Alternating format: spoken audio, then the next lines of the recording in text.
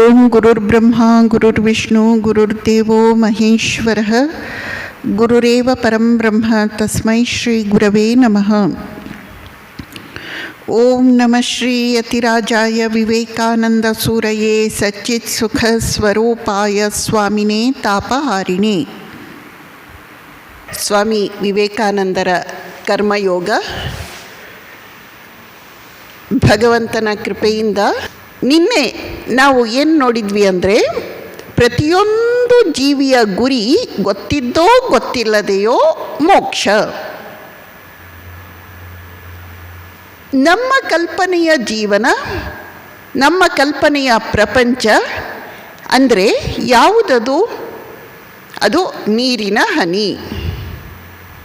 ಅದು ಎಷ್ಟೇ ದೊಡ್ಡದಾಗಿರಲಿ, ನೀರಿನ ಹನಿ. ನೋಡಿ, ಇಡೀ ವಿಶ್ವ ಭೂಪಟವನ್ನು ನೆನಪಿಸ್ಕೊಳ್ಳಿ. ನಮ್ಮ ಚಳ್ಳಕೆರೆಯ ಸ್ಥಾನನೇ ಒಂದು ಹನಿಯಷ್ಟಿಲ್ಲ. ಇನ್ನು ಆ ಚಳ್ಳಕೆರೆಯಲ್ಲಿ ನಾವು ಎಷ್ಟಿದ್ದೇವೆ ನೋಡಿ. ಇನ್ನು ಇಡೀ ಭೂಮಂಡಲವೇ, ಭೂಮಿಯೇ ಸೂರ್ಯನ ಎದುರು ಒಂದು ಸಣ್ಣ ಕಿತ್ತಳೆ ಹಣ್ಣಿನಷ್ಟಂತೆ. ಆ ಸೂರ್ಯನನ್ನೂ ಮೀರಿಸುವಂತಹ ದೊಡ್ಡ ದೊಡ್ಡ ನಕ್ಷತ್ರಗಳು ಇನ್ನೂ ಇವೆ ಅಂತೆ. ಇಡೀ ಭೂಮಂಡಲದಲ್ಲೇ ನಮ್ಮ ಸ್ಥಾನ ಏನು? ನೀರಿನ ಹನಿ ಕೂಡ ಅಲ್ಲ. ಆದರೂ ನಮಗೆ ನಮ್ಮದೇ ದೊಡ್ಡದಾಗಿರುತ್ತೆ. ಇನ್ನೊಂದು ನೆನಪಾಗಲ್ಲ ನಮಗೆ, ಇನ್ನೊಂದು ಯೋಚನೆ ಬರಲ್ಲ. ಸ್ವಾಮೀಜಿ ಹೇಳ್ತಾರೆ, ನಾವು ಈ ನೀರಿನ ಹನಿ ತನ್ನ ಸುಖ, ತನ್ನ ಕನಸು, ಕಲ್ಪನೆ ಇವನ್ನು ಪರ್ಮನೆಂಟ್ ಆಗಬೇಕು ಅಂತ ಆಸೆ ಪಡುತ್ತೆ. ಇದು ಯಾವತ್ತಾದರೂ ಸಾಧ್ಯ ಇದೆಯಾ? ಕೊನೆಗೆ ನೀರಿನ ಹನಿಯೇ ಪರ್ಮನೆಂಟ್ ಅಲ್ಲ. ಆದ್ದರಿಂದ ನಮ್ಮ ಸುಖವನ್ನು ಶಾಶ್ವತಗೊಳಿಸುವ ಒಂದೇ ಒಂದು ಉಪಾಯ ಏನು ಅಂದರೆ, ನೀರಿನ ಹನಿಯಾದ ನಾನು ಸಮುದ್ರವೇ ಆಗಬೇಕು, ಸಮುದ್ರವೇ ಆಗಬೇಕು. ಇದರ ಅರ್ಥ, ಎಲ್ಲಿಯವರೆಗೆ ನಮಗೆ ಇಂದ್ರಿಯಗಳಿಂದ ಸುಖ ಸಿಗತ್ತೆ, ಮನಸ್ಸಿನಿಂದ ಸುಖ, ಬುದ್ಧಿಯಿಂದ ಸುಖ ಎಂಬ ಒಂದು ಭ್ರಮೆ ಕೂಡಿಕೊಂಡಿದೆಯೋ ಅಲ್ಲಿಯವರೆಗೆ ನಮಗೆ ಸುಖ ಇಲ್ಲ. ಅಲ್ಲಿಯವರೆಗೆ ನಾವು ಇಂದ್ರಿಯ, ಮನಸ್ಸು, ಬುದ್ಧಿಗಳಿಗೆ ಬಹಳ ಬಲವತ್ತರವಾಗಿ ಅಂಟಿಕೊಂಡಿರುತ್ತೇವೆ. ಇದನ್ನು ನಾವು ಏನು ಅಂತ ಕರೆದ್ವಿ? ತೃಷ್ಣ. ತೃಷ್ಣ. ಈ ತೃಷ್ಣೆಯ ತ್ಯಾಗವೇ ಎಲ್ಲ ಧರ್ಮಗಳ ಕರೆ. ಈ ತೃಷ್ಣೆಯನ್ನು ತ್ಯಾಗ ಮಾಡುವುದೇ ಎಲ್ಲ ಧರ್ಮಗಳು ನಮಗೆ ತೋರಿಸಿಕೊಟ್ಟಂತಹ ದಾರಿ. ನಾವು ದೊಡ್ಡದೇನನ್ನು ತ್ಯಾಗ ಮಾಡ್ತಿಲ್ಲ. ನಾವು ಅತ್ಯಂತ ಮೂರ್ಖವನ್ನು, ಅತ್ಯಂತ ಯಕ್ಕಶ್ಚಿತ್ತನ್ನು, ಅತಿ ದೊಡ್ಡದನ್ನು ಪಡೀಲಿಕ್ಕೆ ತ್ಯಾಗ ಮಾಡ್ತಿದ್ದೇವೆ. ಒಂದು ಮಗುವಿನ ಹತ್ತಿರ ಆಟದ ಸಾಮಾನಿದ್ರೆ ತಾಯಿ ಆ ಮಗುವಿಗೆ ಹೇಳ್ತಾಳೆ, ನೋಡು, ಆ ಆಟದ ಸಾಮಾನನ್ನೆಲ್ಲ ತೆಗೆದು ಬಿಟ್ಬಿಡು, ನಿನಗೆ ನಾನು ನಿಜವಾದ ಬಂಗಾರದ ಸರ ಕೊಡ್ತೀನಿ. ಅದು ತ್ಯಾಗ ಆಯ್ತಾ? ಅತ್ಯಂತ ಅಲ್ಪ ಬೆಲೆಯ ಮೂರ್ಖ ಆಟದ ಸಾಮಾನುಗಳನ್ನು ಬಿಟ್ಟು ಆ ಮಗು ಬಂಗಾರದ ಸರವನ್ನು ಪಡೆದುಕೊಂಡಿತು. ಹಾಗೆ ನಾವು ನಮ್ಮ ಅತ್ಯಂತ ಅಲ್ಪ ಯಕ್ಕಶ್ಚಿತ್ ಇಂದ್ರಿಯ, ಮನ, ಬುದ್ಧಿಗಳ ದೇಹದ ಸುಖವನ್ನು ತ್ಯಾಗ ಮಾಡುವ ಮೂಲಕ ಸರ್ವಶ್ರೇಷ್ಠವಾದದ್ದನ್ನು ಪಡೆಯುತ್ತೇವೆ. ಸ್ವಾಮೀಜಿ ಹೇಳ್ತಾರೆ, ಈ ಜಗತ್ತು ಅನಿತ್ಯ, ಹೌದು, 2 ದಿನದ್ದು. ಸ್ವಾಮೀಜಿ ಹೇಳ್ತಾರೆ, ಇದು ನಮ್ಮ ಪರ್ಮನೆಂಟ್ ಜಾಗ ಅಲ್ಲ. ನಾವು ದಾಟಿ ಹೋಗಬೇಕಾದಂತಹ ಒಂದು ಸ್ಟೇಜ್, ಹಂತ. ಹೀಗಿದ್ದರೂ ಕೂಡ ನಾವು ಕರ್ಮ ಮಾಡಬೇಕು. ಯಾಕೆ? ಕರ್ಮ ಮಾಡುವುದರಿಂದ ನಾವು ಪರಿಶುದ್ಧರಾಗ್ತೇವೆ. ಕರ್ಮ ಮಾಡುವುದರಿಂದ ನಾವು ಒಳಿತಿನ ಕಡೆಗೆ ಹೆಜ್ಜೆ ಇಡುತ್ತೇವೆ. ಹೇಗೆ ಕರ್ಮವನ್ನು ಮಾಡಬೇಕು? ನಾನು ನನ್ನದು ನನಗಾಗಿ ಎಂದು ಕರ್ಮ ಮಾಡಿದರೆ ಅದು ಕೇವಲ ಕರ್ಮ. ನಾನು ನನ್ನದು ನನಗಾಗಿ ಎಂಬುದನ್ನು ಬಿಟ್ಟು ಕರ್ಮ ಮಾಡಿದರೆ ಅದು ಕರ್ಮಯೋಗ.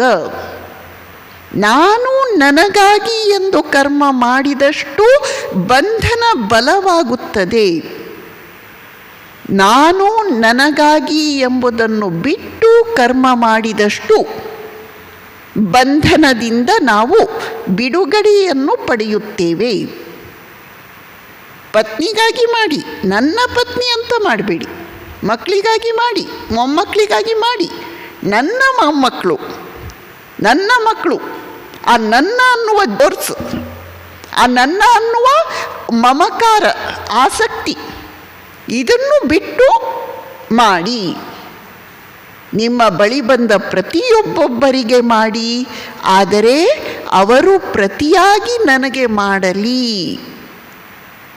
ಎಂಬ ಅಪೇಕ್ಷೆಯಿಂದ ಅಲ್ಲ. ಅಪೇಕ್ಷೆ ಇಟ್ಕೊಂಡ್ರ ದುಃಖ ಕಟ್ಟಿಟ್ಟದ್ದು, ಬಂಧನ ಕಟ್ಟಿಟ್ಟದ್ದು. ಇದನ್ನು ನಾವು ಏನು ಅಂತ ಹೇಳ್ತೇವೆ? ಪದ್ಮಪತ್ರಮಿವಾಂಭಸ. ನೀರ ಮೇಲೆಯೇ ನೀರ ಮೀರಿದ ಪದ್ಮಪತ್ರದ ತೆರದಲ್ಲಿ. ಕಮಲದ ಪತ್ರ ಎಲೆ ನೀರಿನಲ್ಲೇ ಇದ್ದರೂ ಕೂಡ ಅದರ ಮೇಲೆ ನೀರು ನಿಂತುಕೊಳ್ಳುವುದಿಲ್ಲ. ಆ ರೀತಿ ನಾವು ಕರ್ಮವನ್ನು ಮಾಡಬೇಕಂತೆ. ಇದನ್ನೇ ವೈರಾಗ್ಯ, ಇದನ್ನೇ ಅನಾಸಕ್ತಿ ಎಂದು ಕರೆದರು. ನಮಗೆ ಇದನ್ನು ಮಾಡಲಿಕ್ಕೆ ಬರಲ್ವಾ? ಒಬ್ಬ ಶ್ರೀಮಂತರ ಮನೆಯ ವರ್ಕರ್ ಇದನ್ನು ಮಾಡ್ತಾಳಂತೆ, ನಮಗೆ ಯಾಕೆ ಬರಲ್ಲ? ನಾವು ರಸ್ತೆಯಲ್ಲಿ ನಡೆದುಕೊಂಡು ಹೋಗ್ತಿರ್ತೇವೆ, ಒಂದು ಪುಟ್ಟ ಮಗುವನ್ನು ನೋಡ್ತೇವೆ, ಆ ಮಗುವನ್ನು ನಾವು ಪ್ರೀತಿಸ್ತೇವೆ. ನಮಗೆಷ್ಟು ಆನಂದ ಆಯಿತು. ಆ ಮಗು ದೊಡ್ಡವನಾದ್ಮೇಲೆ ನಮಗೇನಾದರೂ ಹೆಲ್ಪ್ ಮಾಡಲಿ ಅಂತ ನಾವು ಪ್ರೀತಿಸಿದ್ದ? ಆ ಮಗುವಿನ ತಾಯಿ ತಂದೆಯರು ನನಗೆ ಹಣ ಕೊಡಲಿ ಅಂತ ನಾವು ಪ್ರೀತಿಸಿದ್ದ?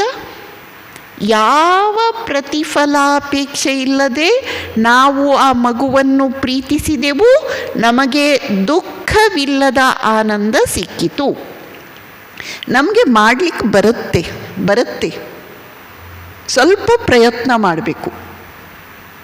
ನಮ್ಮ ಅಹಂಕಾರ, ಮಮಕಾರ ಇದನ್ನು ನಮಗೆ ಮಾಡಲು ಬಿಡುವುದಿಲ್ಲ. ಇಲ್ಲದಿದ್ದರೆ ನಮಗೆ ಖಂಡಿತ ಅನಾಸಕ್ತಿಯಿಂದ ಕರ್ಮ ಮಾಡುವುದು, ಪದ್ಮಪತ್ರದ ಹಾಗೆ ಸಂಸಾರದಲ್ಲಿದ್ದು ಕರ್ಮ ಮಾಡುವುದು ಬರುತ್ತದೆ. ಸ್ವಲ್ಪ ಮನಸ್ಸು ಮಾಡಬೇಕು. ಇಲ್ಲಿ ನಾವು ಭಕ್ತಿಯ ಸಹಾಯ ಪಡೆದುಕೊಳ್ಳೋಣ. ಶ್ರೀಕೃಷ್ಣ ಹೇಳ್ತಾನೆ, ಅರ್ಜುನ, ನೀನು ಏನೇನನ್ನು ಮಾಡುತ್ತೀಯೋ, ಯತ್ ಕರೋಸಿ ಯದಶ್ನಾಸಿ, ಏನೇನು ತಿನ್ನುತ್ತೀಯೋ, ಯಜ್ಜುಹೋಸಿ, ಯಾವ ಯಾವ ದಾನ ಪೂಜೆ ಮಾಡುತ್ತೀಯೋ, ಯತ್ ತಪಸ್ಯಸಿ ಕೌಂತೆಯ, ಏನೇನು ತಪಸ್ಸನ್ನು ಮಾಡುತ್ತೀಯೋ, ದದಾಸಿ ಯತ್, ಏನೇನು ದಾನ ಮಾಡ್ತೀಯೋ ಅದೆಲ್ಲವನ್ನು ತತ್ಕುರುಷ್ವ ಮದರ್ಪಣಂ, ನನಗೆ ಅರ್ಪಿಸಿ ಮಾಡು. ನಾನು ಭಗವಂತನಿಗಾಗಿ ಎಂದು ಮಾಡಿದಾಗ ಅದು ಬಂಧನಕರವಾಗುವುದಿಲ್ಲ. ಅದನ್ನೇ ನಾವು ಅನಾಸಕ್ತಿ ಎಂದು ಕರೆಯುತ್ತೇವೆ. ಹಾಗಾದರೆ ನಾವು ಕರ್ಮವನ್ನು ಮಾಡಲೇಬೇಕು. ಜಗತ್ತಿನಲ್ಲಿ ಕೆಲವು ವಿವೇಕಿಗಳು ಇದ್ದಾರೆ, ಪ್ರಜ್ಞಾವಂತರು ಇದ್ದಾರೆ. ಅವರ ಕರ್ಮ ವಿಚಾರದ ಸ್ತರದಲ್ಲಿ, ವಿಚಾರದ ಸ್ತರದಲ್ಲಿ ಅವರ ಕರ್ಮ. ಅವರು ಮಾನವತೆಗೆ ಶಾಶ್ವತ ಉಪಕಾರವನ್ನು ಮಾಡ್ತಾರೆ. ಆಲೋಚನೆಗಳ ಅದ್ಭುತ ಶಕ್ತಿಯನ್ನು ಅವರು ಮಾತ್ರ ಬಲ್ಲರು. ಸ್ವಾಮೀಜಿ ಹೇಳ್ತಾರೆ, ನೀನು ಒಂದು ಗುಹೆಯ ಒಳಗೆ ಕುಳಿತುಕೊಂಡು ಒಂದೇ ಒಂದು ಒಳ್ಳೆಯ ಯೋಚನೆಯನ್ನು ಮಾಡಿ ಪ್ರಾಣವನ್ನು ಬಿಡು, ಆ ನಿನ್ನ ಯೋಚನೆ ವ್ಯರ್ಥವಾಗುವುದಿಲ್ಲ. ಆ ನಿನ್ನ ಸಚ್ಚಿಂತನೆ ಗುಹೆಯ ಗೋಡೆಗಳನ್ನು ಅಪ್ಪಳಿಸಿ ಅಲ್ಲಿಂದ ಇಡೀ ಆಕಾಶದಲ್ಲಿ ಪ್ರತಿಫಲಿಸಿ ಅಲ್ಲಿಂದ ಅದು ಇಡೀ ವಿಶ್ವದಲ್ಲಿ ಸಂಚರಿಸುತ್ತಾ ಯೋಗ್ಯ ವ್ಯಕ್ತಿಗಳ ಮನಸ್ಸನ್ನು ಪ್ರವೇಶಿಸಿ ತನ್ನ ಕಾರ್ಯವನ್ನು ಈಡೇರಿಸುತ್ತದೆ. ಆಲೋಚನೆಗಳ ಅದ್ಭುತ ಶಕ್ತಿ ಇದು. ಯಾರು ಫಸ್ಟ್ ಗ್ರೇಡ್ ಪರ್ಸನ್ಸ್ ಅಂತ ಇರ್ತಾರಲ್ಲ, ಅತ್ಯುತ್ತಮ ವ್ಯಕ್ತಿಗಳು, ಸಾಲ್ಟ್ ಆಫ್ ದಿ ಅರ್ತ್, ಭೂಮಿಯ ಲವಣದಂತೆ ಇರುತ್ತಾರೆಯೋ, ಅಂದರೆ ಭೂಮಿಯಲ್ಲಿ ಎಲ್ಲ ಕಡೆ ಮಣ್ಣು ಸಿಗುತ್ತೆ, ಆದರೆ ಉಪ್ಪು ಕೆಲವು ಸ್ಥಳಗಳಲ್ಲಿ ಸಿಗುತ್ತೆ. ಹಾಗೆ ಯಾರು ಭೂಮಿಯ ಲವಣದಂತೆ ಇರುತ್ತಾರೆಯೋ ಅವರು ಆಲೋಚನೆಯ ಸ್ತರದಲ್ಲಿ ಕರ್ಮವನ್ನು ಮಾಡುತ್ತಾರೆ. ಅವರು ಜಗತ್ತಿಗೆ ಮಹದುಪಕಾರವನ್ನು ಮಾಡುತ್ತಾರೆ. ಸ್ವಾಮೀಜಿ ಹೇಳ್ತಾರೆ, ಈ ವ್ಯಕ್ತಿಗಳ ಮುಂದೆ ಬುದ್ಧ, ಯೇಸುಕ್ರಿಸ್ತ ಇವರು ಸೆಕೆಂಡ್ ಗ್ರೇಡ್ ಪರ್ಸನ್ಸ್ ಅಂತೆ. ಇವರು ಮಾತಿನ ಮೂಲಕ, ಕಾರ್ಯದ ಮೂಲಕ ಲೋಕ ಸೇವೆ ಮಾಡಲಿಕ್ಕೆ ಹೋದರು. ಆದ್ದರಿಂದ ಜಗತ್ತು ಯಾವ ಪ್ರಖ್ಯಾತ ಮಾನವ ಸೇವಕರನ್ನು ನೋಡಿದೆಯೋ, ಬುದ್ಧ, ಕ್ರಿಸ್ತ, ಶಂಕರ, ಇವರೆಲ್ಲರೂ ಸೆಕೆಂಡ್ ಗ್ರೇಡ್ ಪ್ರೊಫೆಟ್ಸ್ ಅಂತೆ. ಯಾರು ಫಸ್ಟ್ ಗ್ರೇಡ್? ಯಾರು ನಮ್ಮ ಯಾರ ಕಣ್ಣಿಗೂ ಬೀಳದೆ ಗುಹೆಯೊಳಗೆ ಕುಳಿತು ಒಂದೇ ಒಂದು ಸಚ್ಚಿಂತನೆಯನ್ನು ಮಾನವ ಮಂಗಲಕ್ಕಾಗಿ ಮಾಡಿ ಪ್ರಾಣ ಬಿಡುತ್ತಾರೋ ಅವರ ಆ ಚಿಂತನೆ ಇಂದು ನೂರಾರು ಸಾವಿರಾರು ನಮ್ಮಂತಹ ವ್ಯಕ್ತಿಗಳ ಮೂಲಕ ಕೆಲಸ ಮಾಡುತ್ತದೆ. ಬುದ್ಧನೇ ಹೇಳಿದ್ದಾನೆ. ಅವನು ಆ ಬುದ್ಧರ ಸೀರೀಸಲ್ಲಿ 25ನೆಯ ಬುದ್ಧ ಅಂತೆ. ಹಾಗಾದರೆ ಮೊದಲ 24 ಜನ ಯಾರು, ಎಲ್ಲಿದ್ದರು? ಅವರು ನಮ್ಮ ಕಣ್ಣಿಗೆ ಬೀಳದೆ ಆಲೋಚನೆಗಳ ಸ್ತರದಲ್ಲಿ ಸತ್ಸಂಕಲ್ಪವನ್ನು ಮಾಡಿ ಲೋಕಕ್ಕೆ ಮಹದುಪಕಾರವನ್ನು ಮಾಡಿದ್ದಾರೆ. ಸ್ವಾಮೀಜಿ ಹೇಳ್ತಾರೆ, ನಮ್ಮ ಮನಸ್ಸಿನಲ್ಲಿ ಪ್ರಶ್ನೆ ಬರಬಹುದು, ಏನು ಕೆಲಸ ಮಾಡಬೇಕಾಗಿಲ್ಲ ಅನ್ನುವಂತಹ ಕೆಲವು ವ್ಯಕ್ತಿಗಳು ಇರಬಹುದಾ? ಖಂಡಿತ ಇರಬಹುದು, ಖಂಡಿತ ಇದ್ದಾರೆ. ಯಾರವರು? ಯಾರಲ್ಲಿ ಆಸೆಗಳು ಎತ್ಕಿಂಚಿತ್ತೂ ಇಲ್ಲವೋ, ಯಾರಲ್ಲಿ ರಜೋಗುಣ ತಮೋಗುಣದ ತೀಟೆ ಎತ್ಕಿಂಚಿತ್ತೂ ಇಲ್ಲವೋ ಅವರು ಯಾವ ಕಾರ್ಯವನ್ನು ಮಾಡಬೇಕಾಗಿಲ್ಲ. ಯಾರು ಎಸ್ತು ಆತ್ಮರತಿರೇವಸ್ಯ ಆತ್ಮತೃಪ್ತಶ್ಚ ಮಾನವಃ ಆತ್ಮನ್ನೇವ ಚ ಸಂತುಷ್ಟ, ಆತ್ಮನಲ್ಲೇ ಆನಂದವನ್ನು ಕಾಣ್ತಾರೆ, ಆತ್ಮನಲ್ಲೇ ತೃಪ್ತಿಯನ್ನು ಕಾಣ್ತಾರೆ, ಆತ್ಮನಲ್ಲೇ ಸಂತುಷ್ಟಿಯನ್ನು ಪಡೆಯುತ್ತಾರೋ ತಸ್ಯ ಕಾರ್ಯಂ ನ ವಿದ್ಯತೆ, ಅವನು ಯಾವ ಕೆಲಸ ಮಾಡಬೇಕಾಗಿಲ್ಲ. ಅವನು ಇರುವುದರಿಂದಲೇ ಲೋಕಕ್ಕೆ ಒಳ್ಳೆಯದಾಗತ್ತೆ. ಹೀಗೆ ವಸಂತ ಋತು ಇರುವುದರ ಮೂಲಕನೇ ಇಡೀ ಜಗತ್ತಿಗೆ ಆಹ್ಲಾದ ಆಗುತ್ತೆ. ವಸಂತ ಋತು ತಾನು ಹೊಸದಾಗಿ ಏನನ್ನೂ ಮಾಡಬೇಕಾಗಿಲ್ಲ. ಹಾಗೆ ಇವರು ಫಸ್ಟ್ ಗ್ರೇಡ್ ಪರ್ಸನ್ಸ್. ಯಾರೂ ಯಾವ ಕೆಲಸವನ್ನು ಮಾಡಬೇಕಾಗಿಲ್ಲ, ಅವರು ಸುಮ್ಮನೆ ಇರುವ ಮೂಲಕವೇ ಇಡೀ ಜಗತ್ತಿಗೆ ಒಳಿತಾಗುತ್ತದೆ. ಅವರು ನೈಷ್ಕರ್ಮ್ಯ ಅಂದರೆ ಅದೊಂದು ಸ್ಥಿತಿ.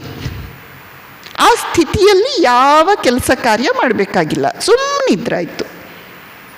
ಆ ಸ್ಥಿತಿಯನ್ನು ತಲುಪಿದ್ದಾರೆ. ನಾವು ಸುಮ್ಮನೆ ಕುಳಿತರೂ ಮನಸ್ಸಲ್ಲಿ ಬಹಳ ಕೆಲಸ ಮಾಡ್ತಿರ್ತೀವಿ. ಆದ್ದರಿಂದ ನಾವು ಖಂಡಿತ ನೈಷ್ಕರ್ಮ್ಯ ಸ್ಥಿತಿಯನ್ನು ತಲುಪಿಲ್ಲ. ಅದನ್ನು ತಲುಪಲಿಕ್ಕೆ ಇನ್ನು ಎಷ್ಟೋ ಮೆಟ್ಟಿಲುಗಳನ್ನು, ಕರ್ಮ ಎಂಬ ಮೆಟ್ಟಿಲುಗಳನ್ನು, ಕರ್ಮಯೋಗ ಎಂಬ ಮೆಟ್ಟಿಲುಗಳನ್ನು ದಾಟಿ ಹೋಗಬೇಕಾಗಿದೆ. ಇಲ್ಲಿಗೆ ಸ್ವಾಮೀಜಿ 7ನೆಯ ಅಧ್ಯಾಯ ಫ್ರೀಡಮ್ ಮುಕ್ತಾಯಗೊಳಿಸ್ತಾರೆ. 8ನೆಯ ಅಧ್ಯಾಯ ದ ಐಡಿಯಲ್ ಆಫ್ ಕರ್ಮಯೋಗ, ಕರ್ಮಯೋಗದ ಆದರ್ಶ. ಕರ್ಮಯೋಗದ ಆದರ್ಶ. ಇಲ್ಲಿ ಸ್ವಾಮೀಜಿ ಹಿಂದಿನ 7 ಅಧ್ಯಾಯಗಳಲ್ಲಿ ಹೇಳಿರುವ ಕೆಲವು ಸೇಲಿಯಂಟ್ ಪಾಯಿಂಟ್ಸ್ ಅಂತಾರೆ, ಪ್ರಧಾನ ಅಂಶಗಳನ್ನು ಇನ್ನೊಮ್ಮೆ ವಿಶ್ಲೇಷಿಸಿ ಕರ್ಮಯೋಗ ಚಿಂತನೆಯನ್ನು ಉಪಸಂಹಾರ ಮಾಡ್ತಾರೆ.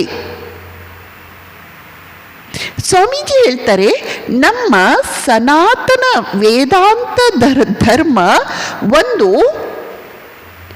ದೊಡ್ಡ ಮಾತನ್ನು ಹೇಳಿದೆ.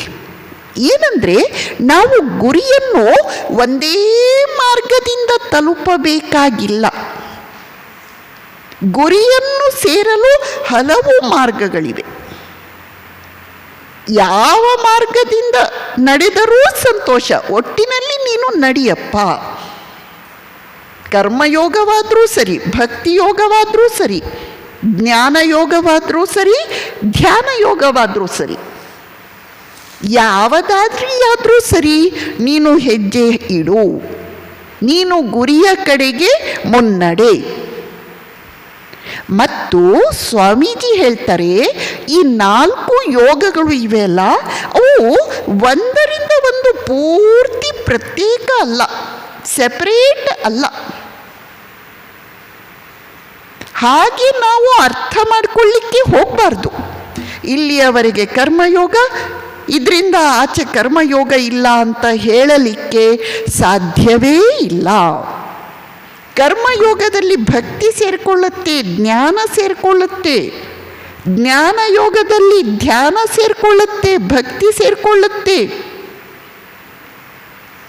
ಹಾಗೆಯೇ ಉಳಿದ 2 ಯೋಗಗಳಲ್ಲಿ ವಾಟರ್ ಟೈಟ್ ಕಂಪಾರ್ಟ್ಮೆಂಟ್ ಅಲ್ಲ. ಹಾಗೆಯೇ ಜಗತ್ತಿನಲ್ಲಿ ಒಬ್ಬರು ಕರ್ಮಯೋಗಿನೇ, ಅವ್ರಿಗೆ ಬುದ್ಧಿ ಇರಲ್ಲ, ಅವ್ರಿಗೆ ಭಕ್ತಿ ಇರಲ್ಲ ಅಂತ ಇಲ್ವೇ ಇಲ್ಲ. ಇನ್ನು ಕೆಲವರು ಇರ್ತಾರೆ, ಅವ್ರ ಧ್ಯಾನ ಯೋಗಿಗಳೇ, ಅವ್ರಿಗೆ ಭಾವನೆ ಇಲ್ಲ, ಅಂದರೆ ಭಾವನೆ ಅಂದರೆ ಭಕ್ತಿ, ಕರ್ಮ ಪ್ರವೃತ್ತಿ ಇಲ್ಲ ಅಂತ ಹೇಳಲಿಕ್ಕೆ ಸಾಧ್ಯವೇ ಇಲ್ಲ. ಪ್ರತಿಯೊಬ್ಬ ವ್ಯಕ್ತಿಯಲ್ಲಿ ಈ 4 ಯೋಗಗಳು ಒಂದಿಲ್ಲೊಂದು ಪ್ರಮಾಣದಲ್ಲಿ ಸೇರಿಕೊಂಡಿರುತ್ತವೆ. ಆದ್ದರಿಂದ ನಾವು ಕರ್ಮಯೋಗ ಅಂತ ಹೇಳಿದಾಗ, ನಮ್ಮಲ್ಲಿ ನಾವು ಭಕ್ತಿಯನ್ನು ಸೇರಿಸ್ಕೊಳ್ಬಾರ್ದು, ಜ್ಞಾನ ಸಾಕ್ಷಿ ಭಾವನೆಯನ್ನು ತೆಗೆದುಕೊಳ್ಳಬಾರ್ದು ಎಂದು ಖಂಡಿತ ಆಲೋಚಿಸಲಿಕ್ಕೆ ಹೋಗಬಾರದು. ಎಲ್ಲ ಯೋಗಗಳು ಒಂದು ಇನ್ನೊಂದರೊಳಗೆ ಸೇರಿಕೊಂಡು ಇವೆ. ಸ್ವಾಮೀಜಿ ಹೇಳಿದ್ರು, ನಮ್ಮೆಲ್ಲರ ಜೀವನದ ಗುರಿ ಸ್ವಾತಂತ್ರ್ಯ, ಅಂದರೆ ಮೋಕ್ಷ. ಪ್ರತಿಯೊಂದು ಅಣು ರೇಣು ತೃಣ ಕಾಷ್ಠದಿಂದ ಹಿಡಿದು, ಪ್ರತಿಯೊಂದು ಜಡ ವಸ್ತುವಿನಿಂದ ಹಿಡಿದು, ಹಕ್ಕಿ ಪಕ್ಷಿ ಗಿಡ ಮರ ಪ್ರಾಣಿಗಳಿಂದ ಹಿಡಿದು ಅತ್ಯುನ್ನತ ವಿಕಾಸವಾದಂತಹ ಮಾನವನವರೆಗೆ ಪ್ರತಿಯೊಂದು ಜಡ ಚೇತನದ ಗುರಿ ನಮಗೆ ಅರಿತೋ ಅರಿಯದೆಯೋ, ಗೊತ್ತಿದ್ದೋ ಗೊತ್ತಿಲ್ಲದೆಯೋ ಮೋಕ್ಷ, ಸ್ವಾತಂತ್ರ್ಯ. ಆ ಸ್ವಾತಂತ್ರ್ಯಕ್ಕಾಗಿ ನಾವೆಲ್ಲ ಇನ್ನಿಲ್ಲದ ಹಾಗೆ ಗುದ್ದಾಡ್ತಿದ್ದೇವೆ, ನಮಗೆ ಗೊತ್ತಿಲ್ಲ ಅಷ್ಟೇ. ಭೂಮಿ ಸೂರ್ಯನ ಪರಿಧಿಯಿಂದ ಹೊರಕ್ಕೆ ಬಂದು ಸ್ವತಂತ್ರ ಆಗಬೇಕು ಅಂತ ರಭಸದಿಂದ ವೇಗವಾಗಿ ಚಲಿಸ್ತಾ ಇದೆ. ಚಂದ್ರ ಭೂಮಿಯ ಪರಿಧಿಯಿಂದ ಸ್ವತಂತ್ರನಾಗಬೇಕು ಅಂತ ರಭಸದಿಂದ ವೇಗವಾಗಿ ಚಲಿಸ್ತಾ ಇದ್ದಾನೆ. ದೊಡ್ಡ ದೊಡ್ಡ ಗ್ರಹ ತಾರೆ ನಿಹಾರಿಕೆಗಳಿಂದ ಹಿಡಿದು ಭೂಮಿಯ ಮೇಲೆ ತೆವಳುವ ಒಂದು ಸಣ್ಣ ಕಣ್ಣಿಗೆ ಕಾಣದ ಕೀಟದವರೆಗೆ ಪ್ರತಿಯೊಂದು ಜೀವಿ ಕರ್ಮನಿರತವಾಗಿದೆ. ಏಕೆ?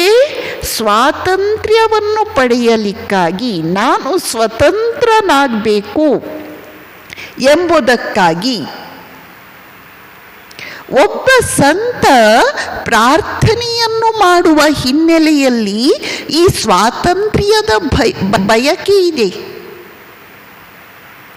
ಒಬ್ಬ ಡಕಾಯಿತ ಕಳ್ಳತನ ಮಾಡುವ ಹಿನ್ನೆಲೆಯಲ್ಲಿಯೂ ಈ ಸ್ವಾತಂತ್ರ್ಯದ ಹಸಿವು ಇದೆ.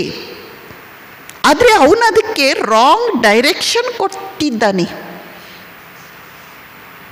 ಅವನಿಗೆ ಗೊತ್ತಿಲ್ಲದೆ ಅವನು ತನ್ನ ಆ ಸ್ವಾತಂತ್ರ್ಯದ ಬಯಕೆಗೆ ತಪ್ಪು ದಿಸೆಯನ್ನು ನೀಡಿದ್ದಾನೆ. ಹೀಗೆ ಜಗತ್ತಿನಲ್ಲಿರುವ ಪ್ರತಿಯೊಂದು ಜೀವಿಯ ಗುರಿ ಸ್ವಾತಂತ್ರ್ಯ. ಸ್ವಾಮೀಜಿ ಹೇಳ್ತಾರೆ, ಪ್ರತಿಯೊಬ್ಬ ವ್ಯಕ್ತಿ ಅವನು ಎಷ್ಟೇ ಸ್ವಾರ್ಥಿಯಾಗಿರಲಿ, ಅವನು ಎಷ್ಟೇ ದಿನವಿಡೀ ನಾನು ನನ್ನದು ಎಂದೇ ಯೋಚನೆ ಮಾಡ್ತಾ ಇರಲಿ, ಅವನಿಗೂ ಕೂಡ ಯಾರಾದರೂ ಕಷ್ಟದಲ್ಲಿದ್ದರೆ ಸಹಾಯ ಮಾಡಬೇಕು ಅನ್ನಿಸುತ್ತೆ. ಯಾರಾದರೂ ನೋವಿನಲ್ಲಿದ್ದರೆ ಅವರಿಗೆ 2 ಸಾಂತ್ವನದ ಮಾತನ್ನು ಹೇಳಬೇಕು ಅನ್ನಿಸುತ್ತೆ. ಇನ್ನೊಬ್ಬರಿಗೆ ತನ್ನ ಸಹಾಯ ಹಸ್ತವನ್ನು ನೀಡಬೇಕು, ಇನ್ನೊಬ್ಬರಿಗೆ ದಾನ ಮಾಡಬೇಕು, ಇನ್ನೊಬ್ಬರಿಗಾಗಿ ಕರುಣೆಯ, ಧೈರ್ಯದ, ಸಾಂತ್ವನದ ಮಾತನ್ನು ಹೇಳಬೇಕು ಅನ್ನಿಸುತ್ತೆ. ಇದರ ಅರ್ಥ ಏನು?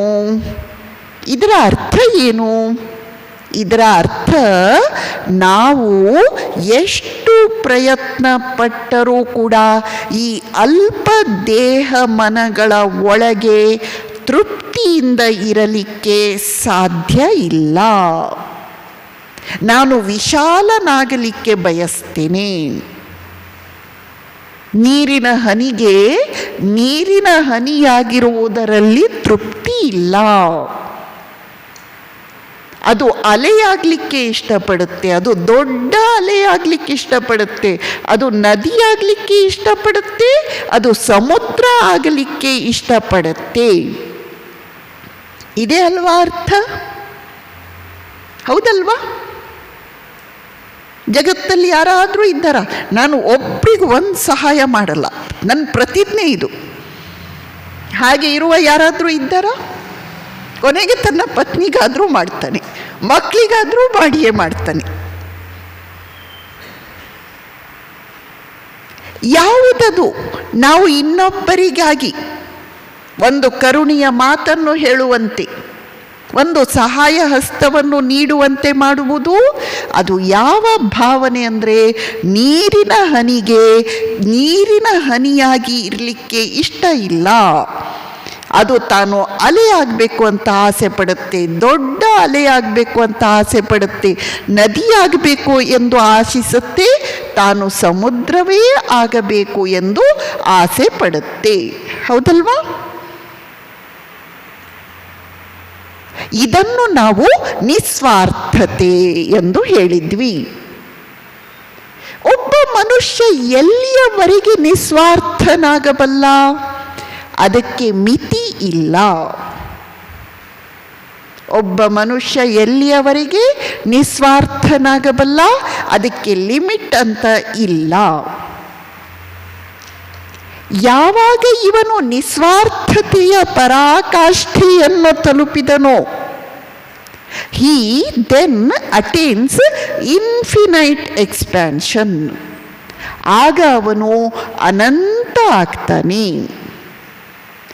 ಆಗ ಅವನು ಬ್ರಹ್ಮ ಸಮುದ್ರವೇ ಆಗುತ್ತಾನೆ. ಆಗ ನೀರಿನ ಹನಿ ಬ್ರಹ್ಮ ಸಮುದ್ರವೇ ಆಗುತ್ತದೆ. ಎಲ್ಲ ಫಿಲಾಸಫಿಗಳು ಹೇಳಿದಂತಹ ಗುರಿ ಇದು. ಎಲ್ಲ ಭಕ್ತಿ ಪಂಥಗಳು ಸಾರಿದ ಗುರಿ ಇದು. ನಮ್ಮೆಲ್ಲ ಆಚಾರ್ಯರು ದಾರ್ಶನಿಕರು ಒತ್ತಿ ಹೇಳಿದ ಗುರಿ ಇದು. ಏನು? ನೀರಿನ ಹನಿ ಸಮುದ್ರ ಆಗಬೇಕು. ನೀರಿನ ಹನಿ ಅಟೇನಿಂಗ್ ದ ಇನ್ಫಿನೈಟ್ ಎಕ್ಸ್ಪ್ಯಾನ್ಷನ್, ಅನಂತತೆಯನ್ನು ಪಡೆಯಬೇಕು. ಕರ್ಮಯೋಗ ನಮಗೆ ಇದನ್ನು ನಿಸ್ವಾರ್ಥ ಕೆಲಸ ಕಾರ್ಯಗಳ ಮೂಲಕ ಸಾಧಿಸುವ ಉಪಾಯವನ್ನು ಕಲಿಸಿಕೊಡುತ್ತದೆ. ಕರ್ಮಯೋಗ ನಮಗೆ ಇದೇ ಗುರಿಯನ್ನು ನಿಸ್ವಾರ್ಥ ಕರ್ಮಗಳ ಮೂಲಕ ಸಾಧಿಸುವುದನ್ನು ಕಲಿಸಿಕೊಡುತ್ತದೆ. ನಾವು ಸ್ವಾರ್ಥತೆಯಿಂದ ಕೆಲಸ ಮಾಡಿದಷ್ಟು ಗುರಿಯಿಂದ ವಿರುದ್ಧ ಹೋಗ್ತಾ ಇದ್ದೇವೆ. ನಾವು ನಿಸ್ವಾರ್ಥರಾಗಿ ಕೆಲಸ ಮಾಡಿದಷ್ಟು ಗುರಿಯ ಕಡೆಗೆ ಹೋಗ್ತಾ ಇದ್ದೇವೆ. ಸ್ವಾಮೀಜಿ ಹೇಳ್ತಾರೆ, that which is selfish is immoral, that which is unselfish is moral. ಯಾವುದು ಸ್ವಾರ್ಥವೋ ಅದೆಲ್ಲ ಅನೈತಿಕವಾದದ್ದು, ಯಾವುದು ನಿಸ್ವಾರ್ಥವೋ ಅದೆಲ್ಲ ನೈತಿಕವಾದದ್ದು, ನಮ್ಮನ್ನು ಗುರಿಯ ಕಡೆಗೆ ಕರೆದುಕೊಂಡು ಹೋಗುತ್ತದೆ. ನಾನು ಶರೀರದಿಂದ, ಮಾತಿನಿಂದ, ಮನಸ್ಸಿನಿಂದ ನಿಸ್ವಾರ್ಥನಾಗಿದ್ದೇನಾ? ನಾನು ಗುರಿಯ ಕಡೆಗೆ ಹೋಗ್ತಾ ಇದ್ದೇನೆ. ನನ್ನ ಶರೀರದಿಂದ ಅಂದರೆ ನನ್ನ ಕೆಲಸ ಕಾರ್ಯಗಳಲ್ಲಿ, ನನ್ನ ವಾಕಿನಲ್ಲಿ, ನನ್ನ ವಿಚಾರಗಳಲ್ಲಿ ಸ್ವಾರ್ಥ ಇದೆಯಾ? ನಾನು ಎಷ್ಟೇ ಉತ್ತಮ ಕಾರ್ಯ ಮಾಡುತ್ತಿದ್ದರೂ ಕೂಡ ಗುರಿಯಿಂದ ವಿಮುಖನಾಗಿ ಇದ್ದೇನೆ. ಹೀಗೆ ಕರ್ಮಯೋಗ ನಮಗೆ ಹಾಕಿಕೊಡುವ ಹಾದಿ ನಿಸ್ವಾರ್ಥತೆಯ ಹಾದಿ. ಅದರ ಪರಾಕಾಷ್ಠೆ ಎಟರ್ನಲ್ ಆ್ಯಂಡ್ ಎಂಟೈರ್ ಸೆಲ್ಫ್ ಎಬ್ನಿಗೇಷನ್, ಪರಿಪೂರ್ಣ ಆತ್ಮಾರ್ಪಣೆ. ಸ್ವಾಮೀಜಿ ನಿನ್ನೆ ನಾವು ನೋಡಿದ್ವಿ, ಹಿಂದೆ ನಾವು ನೋಡಿದ್ವಿ, ಹೇಳಿದ್ರು ನಾವು ಯಾವಾಗಲೂ ಒಳ್ಳೆಯ ಕೆಲಸ ಕಾರ್ಯಗಳನ್ನು ಮಾಡಬೇಕು, ಜಗತ್ತನ್ನು ಉದ್ಧಾರ ಮಾಡುತ್ತೇನೆ ಎಂಬ ಭಾವನೆಯಿಂದ ಕೂಡಿ ಕೆಲಸ ಕಾರ್ಯ ಮಾಡಬೇಕು. ಆದರೆ ನಿಜವಾಗಿ ಜಗತ್ತು ಏನು ಉದ್ಧಾರ ಆಗಲ್ಲ. ನಾವು ನೋಡಿಲ್ವಾ, ಮಿಲಿಯಗಟ್ಟಲೆ ವರ್ಷಗಳಿಂದ ನೂರಾರು ಸಾವಿರಾರು ಸಮಾಜ ಸುಧಾರಕರು, ಮಾನವ ಸೇವಕರು ಜಗತ್ತನ್ನು ಉದ್ಧಾರ ಮಾಡಲಿಕ್ಕೆ ಟೊಂಕ ಕಟ್ಟಿ ಪ್ರಯತ್ನಶೀಲರಾಗಿದ್ದೇ ಆಗಿದ್ದು, ಆದರೆ ಜಗತ್ತು ಒಂದು ಹನಿ ಮಿಸುಕಾಡಲಿಲ್ಲ. ನಾವು ಜಗತ್ತಿಗೆ ಶಾಶ್ವತ ಸಹಾಯ ಮಾಡಲಿಕ್ಕೆ ಆಗುವುದಿಲ್ಲ, ಆದರೆ ತಾತ್ಕಾಲಿಕ ಸಹಾಯ ಮಾಡಬಹುದು. ಒಬ್ಬನಿಗೆ ಅನ್ನ ಕೊಟ್ಟಾಗ ಅಂದಿನ ಅವನ ಹಸಿವು ತೃಪ್ತಿಯಾಗುತ್ತೆ, ತಾತ್ಕಾಲಿಕ ಸಹಾಯ.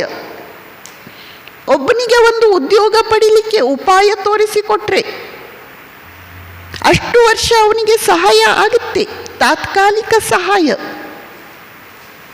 ಒಬ್ಬನಿಗೆ ನಾವು ಜ್ಞಾನವನ್ನು ಕೊಟ್ಟರೆ ಅವನ ಅಜ್ಞಾನ ನಿವಾರಣೆಯಾಗಿ ಇಂತಿಷ್ಟು ವರ್ಷ ಸಹಾಯ ಆಗುತ್ತೆ, ತಾತ್ಕಾಲಿಕ ಸಹಾಯ ನಾವು ಮಾಡಬಹುದು.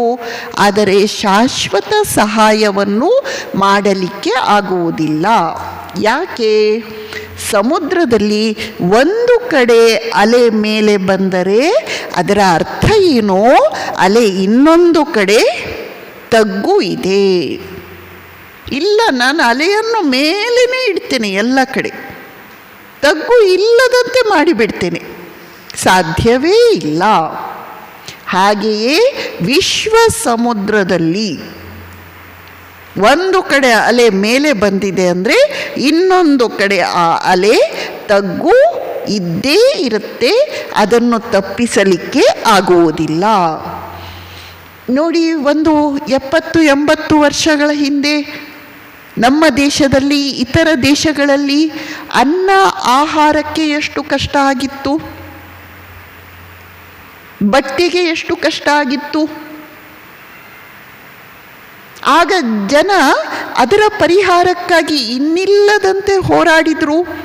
ಇವತ್ತು ನಮ್ಮ ದೇಶದಲ್ಲಿ, ಇಡೀ ವಿಶ್ವದಲ್ಲಿ ಅನ್ನ ಆಹಾರಕ್ಕೆ ಅಷ್ಟು ಕಷ್ಟ ಇಲ್ಲ. ಎಂಥ ಬಡವನ ಹತ್ತಿರ ಕೂಡ ಒಂದು 4G ಮೊಬೈಲ್ ಇದೆ ಅಂದರೆ ಅನ್ನ ಆಹಾರ ಇಲ್ವಾ ಅವನ ಹತ್ರ? ಇದ್ದೇ ಇದೆ. ಹಾಗಾದರೆ ಜಗತ್ತಿನ ಕಷ್ಟ ಪರಿಹಾರ ಆಯ್ತಾ? ಇಲ್ಲ. ಇವತ್ತು ಮನುಷ್ಯನಲ್ಲಿ ಇನ್ನಿಲ್ಲದ ದ್ವೇಷ, ಇನ್ನಿಲ್ಲದ ಅಹಂಕಾರ, ಮತ್ಸರ, ಇನ್ನೊಬ್ಬನನ್ನು ತುಳಿದು ತಾನು ಮೇಲೆ ಏರಬೇಕೆಂಬ ಹವಣಿಕೆ, ಈ ಸಮಸ್ಯೆ ಬಂದಿದೆ. ಹಳೆಯ ಸಮಸ್ಯೆ ಪರಿಹಾರ ಆಯಿತು, ಹೊಸ ಸಮಸ್ಯೆ ಬಂದಿದೆ. ಈ ಸಮಸ್ಯೆ ಕೂಡ ಇನ್ನು 20-30 ವರ್ಷ ಆದಮೇಲೆ ಪರಿಹಾರ ಆಗುತ್ತೆ, ಆದರೆ ಇನ್ನೊಂದು ಕಾಯ್ತಾ ಇರುತ್ತೆ. ಏನರ್ಥ? ಅಲೆ ಒಂದು ಕಡೆ ಮೇಲೆದ್ದರೆ ಇನ್ನೊಂದು ಕಡೆ ತಗ್ಗು ಆಗಿದೆ ಎಂದೇ ಅರ್ಥ. ಹೀಗೆ ಸ್ವಾಮೀಜಿ ಹೇಳ್ತಾರೆ, ಈ ಕಷ್ಟ ದುಃಖ ಸಮಸ್ಯೆ ಇದೆಯಲ್ಲ ನಮ್ಮ ಜೀವನದಲ್ಲಿ, ಇಡೀ ಜಗತ್ತಿನ ಜೀವನದಲ್ಲಿ ಹೇಗೆ ಅಂದರೆ, ಸ್ವಲ್ಪ ಹೊತ್ತು ನಾವು ಆ ಕಷ್ಟಗಳ ಗಂಟನ್ನು ತಲೆ ಮೇಲೆ ಹೊತ್ಕೊಳ್ತೇವಂತೆ. ಆಮೇಲೆ ಆಗ್ತಾನೇ ಇಲ್ಲ ಅಂತ ಅದನ್ನು ತೆಗೆದು ಭುಜದ ಮೇಲೆ ಇಟ್ಕೋತೀವಂತೆ. ಭುಜದ ಮೇಲೆ ಇಟ್ಟಾಗ ಸ್ವಲ್ಪ ಆರಾಮ ಅನಿಸುತ್ತಂತೆ. ಅದನ್ನು ನಾವು ಸುಖ ಅಂದ್ಕೊಂಡಿದ್ದೇವಂತೆ. ಕಷ್ಟ ಸಮಸ್ಯೆಗಳ ಗಂಟನ್ನು ತಲೆ ಮೇಲೆ ಹೊತ್ಕೊಂಡಿರ್ತೇವೆ. ಹೊತ್ತು ಭಾರ ಆಯಿತು, ಸಹಿಸ್ಲಿಕ್ಕಾಗಲಿಲ್ಲ. ಅದನ್ನು ತೆಗೆದು ಭುಜದ ಮೇಲೆ ಇಟ್ಟಾಗ ಸ್ವಲ್ಪ ಹಬ್ಬ ಅಂತ ನಿಟ್ಟುಸಿರು ಬಿಡ್ತೇವೆ. ಅದನ್ನೇ ನಾವು ಸುಖ ಅಂತ ಅಂದ್ಕೊಂಡಿದ್ದೇವೆ. ಮತ್ತೆ ಸ್ವಲ್ಪ ಹೊತ್ತಿಗೆ ಇಲ್ಲಿ ಭಾರ ಶುರು ಆಯಿತು. ಈಗ ಇದನ್ನು ಎತ್ತಿ ತೊಡೆ ಮೇಲೆ ಇಟ್ಕೊಂಡ್ವಿ, ಹಬ್ಬ ಅಂತ ಹೇಳ್ತೇವೆ. ಅದನ್ನು ನಾವು ಜೀವನದಲ್ಲಿ ಸುಖ ಅಂತ ಕರಿತೇವೆ. ಮತ್ತೆ ಈ ತೊಡೆ ಮೇಲಿನ ಗಂಟನ್ನು ತೆಗೆದು ಈ ಭುಜದ ಮೇಲೆ ಇಟ್ಕೊಂಡ್ವಿ. ಗಂಟೆ ಗಂಟಿನ ಭಾರ ತಪ್ಪಿದ್ದಲ್ಲ. ಅಂದ್ರೇನು? ನಾವು ಸಮಸ್ಯೆಯನ್ನು ಫಿಸಿಕಲ್ ಲೆವೆಲಿಂದ ಮೆಂಟಲ್ ಲೆವೆಲ್ಗೆ ನೂಗ್ತೀವಿ, ಮೆಂಟಲ್ ಲೆವೆಲಿಂದ ಇಂಟೆಲೆಕ್ಚುವಲ್ ಲೆವೆಲ್ಗೆ ನೂಗ್ತೀವಿ. ಮತ್ತೆ ಇನ್ನೊಬ್ಬ ಸಮಾಜ ಸುಧಾರಕ ಬಂದು ಇಂಟೆಲೆಕ್ಚುವಲ್ ಸಮಸ್ಯೆ ಕಷ್ಟಗಳನ್ನು ಸಾಲ್ವ್ ಮಾಡುವ ಭರದಲ್ಲಿ ಫಿಸಿಕಲ್ ಸಮಸ್ಯೆಗಳು ಆರಂಭ ಆದವು. ನಾವು ಸುಖ ಬೇಕು ಅಂತ ಸರಿ, ನಾವು ಶರೀರದಿಂದ ಮಾಡುವ ಎಷ್ಟೋ ಕೆಲಸ ಕಾರ್ಯಗಳಿಗೆಲ್ಲ ಮಷಿನ್ಸನ್ನು ಹುಡುಕಿ ತೆಗೆದ್ವಿ.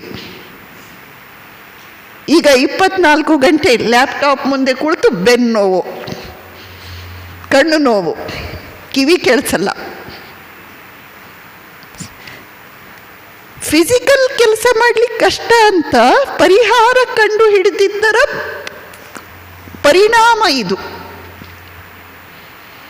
ಅಂದ್ರೇನು? ಸ್ವಾಮೀಜಿ ಹೇಳ್ತಾರೆ, ಜಗತ್ತಿನ ಕಷ್ಟ ಸಮಸ್ಯೆ ದುಃಖಗಳಿಗೆ ಶಾಶ್ವತ ಪರಿಹಾರ ಏನು ಮಾಡಿದ್ರೂ ಸಿಗಲ್ಲ. ಸಮಸ್ಯೆಯನ್ನು ನಾವು ಭೌತಿಕ ಸ್ತರದಿಂದ ಮಾನಸಿಕ ಸ್ತರಕ್ಕೆ, ಮಾನಸಿಕ ಸ್ತರದಿಂದ ಬೌದ್ಧಿಕ ಸ್ತರಕ್ಕೆ ನೂಗ್ತೀವಷ್ಟೇ. ಹಾಗಾದರೆ ಪರಿಹಾರ ಏನು? ಪರಿಹಾರ ಒಂದೇ, ನೀರಿನ ಹನಿ ಸಮುದ್ರ ಆಗಬೇಕು. ನೀರಿನ ಹನಿ, ನಾನು ನೀರಿನ ಹನಿಯಾಗಿಯೇ ಇರ್ತೇನೆ, ನನ್ನ ಕಷ್ಟ ಪರಿಹಾರ ಮಾಡಿ. ನಾನು ಅಲೆಯಾಗಲಿಕ್ಕೆ ಇಷ್ಟ ಇಲ್ಲ, ನಾನು ನೀರಿನ ಹನಿಯಾಗಿಯೇ ಇರ್ತೇನೆ, ನನ್ನ ಕಷ್ಟ ಪರಿಹಾರ ಮಾಡಿ ಅಂತ ಅಳ್ತಾ ಇದ್ದರೆ ಯಾರೂ ನಿನ್ನ ಸುದ್ದಿಗೆ ಬರಲ್ಲಪ್ಪ, ನೀನು ಅಳ್ತಾನೆ ಕೂತ್ಕೋ ಎಂದು ಹೇಳಬೇಕಾಗತ್ತೆ. ಹೀಗೆ ಸ್ವಾಮೀಜಿ ಹೇಳ್ತಾರೆ, ಜಗತ್ತಿನ ಕಷ್ಟಗಳಿಗೆ ಏಕಮಾತ್ರ ಪರಿಹಾರ ಏನು? ನೀರಿನ ಹನಿ ಸಮುದ್ರ ಆಗಬೇಕು. ಸ್ವಾಮೀಜಿ ಹೇಳ್ತಾರೆ, ನೀವೆಷ್ಟೇ ಸಮಾಜ ಸೇವಾ ಕಾರ್ಯಗಳನ್ನು ಮಾಡಿ, ನೀವು ಎಷ್ಟೇ ಕರ್ಮ ಮಾಡಿ, ಜಗತ್ತಿನ ಸುಖ ಅನ್ನೋದು ಯತ್ಕಿಂಚಿತ್ತೂ ಹೆಚ್ಚಾಗಲ್ಲ. ಜಗತ್ತಿನ ದುಃಖ ಅನ್ನೋದು ಯತ್ಕಿಂಚಿತ್ತೂ ಬದಲಾಗಲ್ಲ. ನಾಯಿ ಬಾಲ ಹಾಗೆ ಇರುತ್ತೆ, ನೀವು ಎಷ್ಟೇ ಪ್ರಯತ್ನ ಮಾಡಿ. ಹಾಗಾದರೆ ನಾವು ಜಗತ್ತಿನ ದುಃಖ ಪರಿಹಾರಕ್ಕೆ ಪ್ರಯತ್ನಿಸಬಾರ್ದಾ? ಪ್ರಯತ್ನಿಸಲೇಬೇಕು, ಮಾಡಲೇಬೇಕು. ಯಾಕೆ? ನಾಯಿ ಬಾಲವನ್ನು ನೇರಗೊಳಿಸುವ ಹೋರಾಟದಲ್ಲಿ ಮನಸ್ಸು ಎಂಬ ನಮ್ಮ ಭೂತ ನೆಟ್ಟಗಾಯಿತು. ನಮ್ಮ ಮನಸ್ಸು ಎಂಬ ಭೂತ ಉದ್ಧಾರ ಆಯಿತು. ಮಾಡಲೇಬೇಕು. ಒಂದನೆಯದು ಜಗತ್ತಿನ ದುಃಖ ಕಷ್ಟ ಸಮಸ್ಯೆ ಪರಿಹಾರಕ್ಕೆ ನಾವು ಹೋರಾಡಬೇಕು. ಎರಡನೆಯದು, ಸ್ವಾಮೀಜಿ ಹೇಳ್ತಾರೆ, ಈ ಜಗತ್ತಲ್ಲಿ ಬಹಳ ಅಸಮಾನತೆ ಇದೆ. ಅಸಮಾನತೆ ಇದೆ. ಅಸಮಾನತೆ ಯಾರಿಗೂ ಇಷ್ಟ ಆಗಲ್ಲ. ಎಲ್ಲರೂ ಸಮಾನತೆ ಬೇಕು ಎಂದು ಕೂಗುತ್ತಿರುತ್ತಾರೆ. ಸ್ವಾಮಿ ಪುರುಷೋತ್ತಮಾನಂದಜಿ ಬಹಳ ತಮಾಷೆಯಾಗಿ ಹೇಳ್ತಾರೆ, ಸಮಾನತೆ ಬೇಕು ಅಂತ ಕೂಗುವವರಲ್ಲಿನೂ ಸಮಾನತೆ ಇಲ್ಲ, ಆ ಕೂಗಿನಲ್ಲೂ ಸಮಾನತೆ ಇಲ್ಲ. ಸಮಾನತೆ ಬೇಕು, ಸಮಾನತೆ ಬೇಕು ಅಂತ ಎಲ್ಲರೂ ಹೇಳ್ತಿರ್ತಾರೆ. ಇಡೀ ಜಗತ್ತಿನಲ್ಲಿ ಸಮಾನತೆ ಇರುವ ಒಂದೇ ಒಂದು ಸ್ಥಳ ಸ್ಮಶಾನ. ಅಲ್ಲಿ ಎಲ್ಲರೂ ಸಮಾನ, ಎಲ್ರಿಗೂ ಸಮಾನ ಟ್ರೀಟ್ಮೆಂಟಲ್ಲಿ, ಯಾರಿಗೂ ಹೆಚ್ಚು ಕಡಿಮೆ ಟ್ರೀಟ್ಮೆಂಟ್ ಇಲ್ಲ. ಸ್ವಾಮೀಜಿ ಹೇಳ್ತಾರೆ, ಎಲ್ಲರೂ ಸಮಾನತೆ ಬೇಕು, ಸಮಾನತೆ ಬೇಕು. ಶ್ರೀಮಂತ ಬಡವ ಭೇದ ಭಾವ ಇರಬಾರ್ದು, ಅಧಿಕಾರಿ ಸೇವಕ ಭೇದ ಭಾವ ಇರಬಾರ್ದು, ರಂಕ ರಾಜ ಭೇದ ಭಾವ ಇರಬಾರ್ದು, ಪಂಡಿತ ಅಜ್ಞ ಭೇದ ಭಾವ ಇರಬಾರ್ದು ಅಂತ ಎಲ್ಲರೂ ಗುದ್ದಾಡ್ತಾ ಇರ್ತಾರೆ. ಆದರೆ ಜಗತ್ತು ನಡೆಯುತ್ತಿದೆ ಅಂದರೆ ಸಮಾನತೆ ಇಲ್ಲದರಿಂದಲೇ ಜಗತ್ತು ನಡೀತಾ ಇದೆ. ಸಮಾನತೆ ಬಂತು ಅಂದರೆ ಜಗತ್ತು ಸ್ಟಾಪ್ ಆಯಿತು.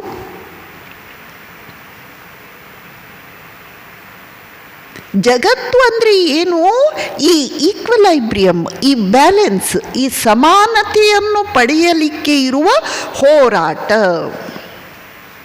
ಈ ಜಗತ್ತು ಅಂತ ನಾವು ಯಾವುದನ್ನು ಕರೆಯುತ್ತೇವೆಯೋ ಅದು ಏನು?